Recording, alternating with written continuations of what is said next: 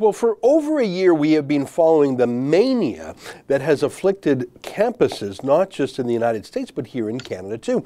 In fact, one of the targets of the censorship mania in the world is Toronto's own professor, Jordan Peterson, and it was his bold defiance of these Maoist mobs that made him such a celebrity. Well, long before the past year, our friends at the Justice Centre for Constitutional Freedoms have been trying to measure the state of freedom on Canadian campuses, each year giving a grade from A to F for not only university administrations themselves, but also for the student unions, which quite frankly are often worse. Well, this year the JCCF's new results are as depressing as you might think they are, a year into the reign of terror that has shown even riots in places like University of California at Berkeley. Joining us now via Skype is John Carpe of the JCCF, who is the man behind the University Campus Freedom Index. Great to see you again, John. Good to see you, Ezra. John, I just read through your report. You look at every school and give out A's and F's. There's a lot more schools with F's than with A's when it comes to freedom of speech, isn't there? We've got a very long ways to go. But of course, the starting point is, if it matters, measure it.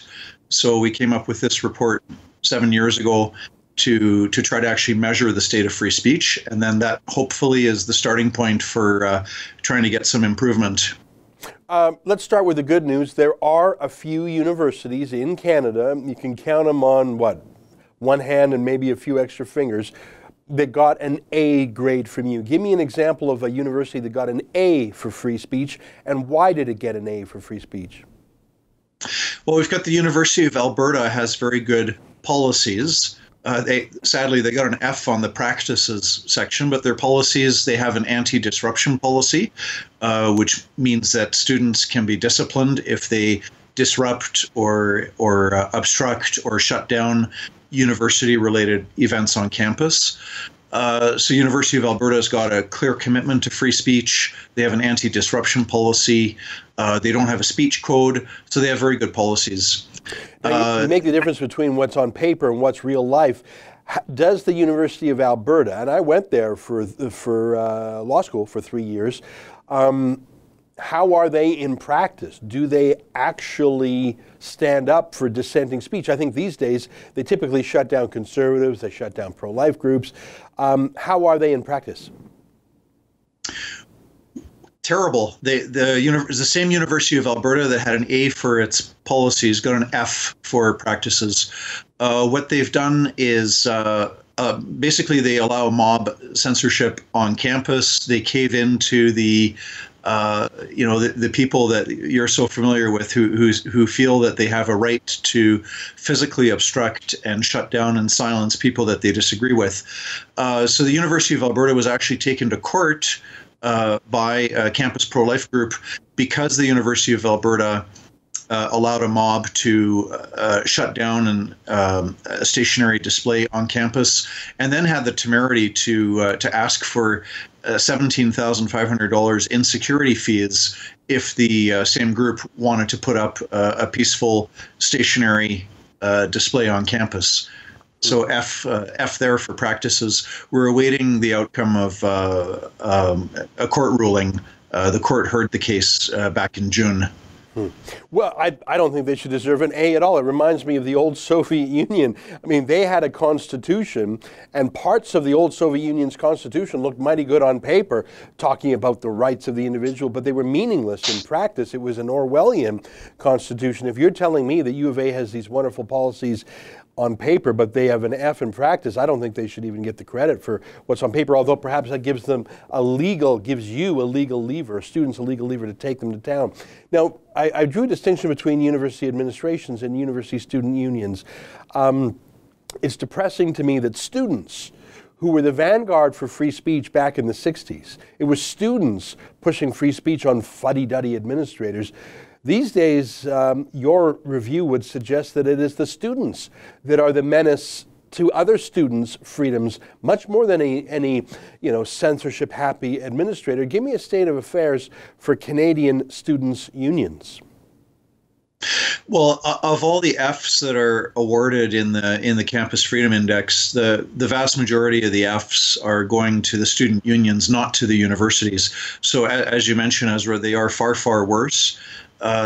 These are intolerant social justice warriors who, prior to coming to university and while at university, they're not being taught that if you disagree with an idea, you need to come out and explain why the other guy's idea is wrong, and you need to appeal to facts and logic, and you need to come up with better arguments.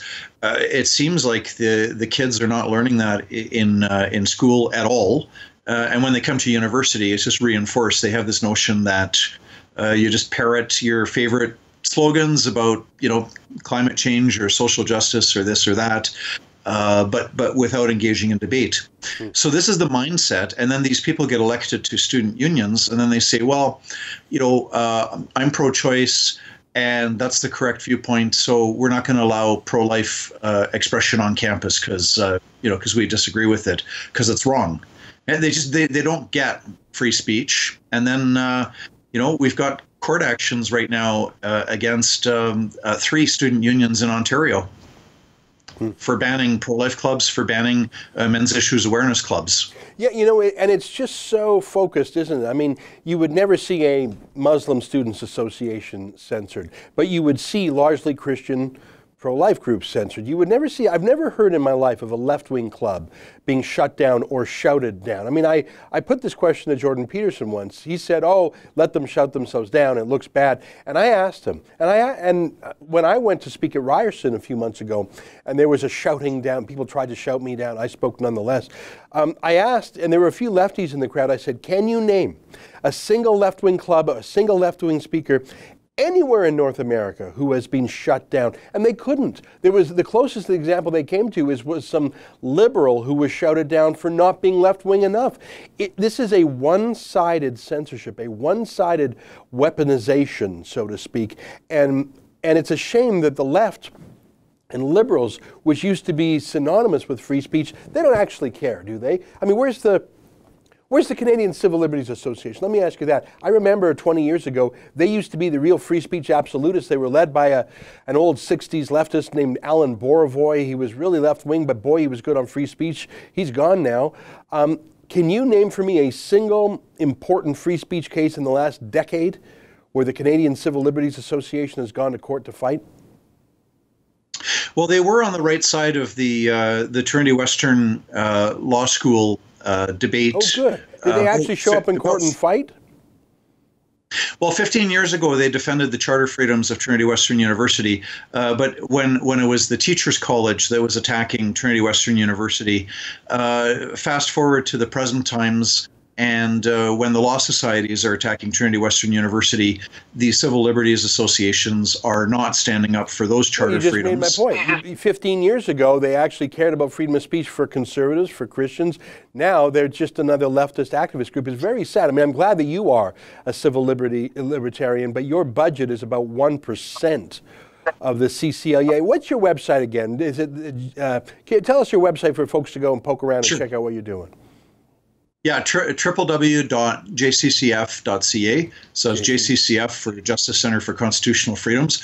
But Ezra, just a small point. The Civil Liberties Associations, I disagree with most of their agenda. They are still fighting for free speech rights in some cases. Like in the BC Civil Liberties Association took the... the BC group is good. That's about BC it, was good on free speech. Yeah. Well, listen, you're filling the gap, and that's why we're so glad to have you on the show. And from time to time, when you fight in court, we like to help out. We like to interview you or some of the clients. There is so much work to do. What scares me, and we don't have time to get into it, we can talk about this on another show, is I see that the Liberals are bringing back the Court Challenges program, which is code word for a government-funded left-wing public interest law firm. I've never in my life seen a conservative or liberty-loving group get a Court Challenges program grant to sue the government, but the Liberals are bringing it back because apparently the courts are still not left-wing enough for them. These are troubling times, but I'm glad you're on the right side, John. Thanks for having me on your show, Ezra. All right, anytime.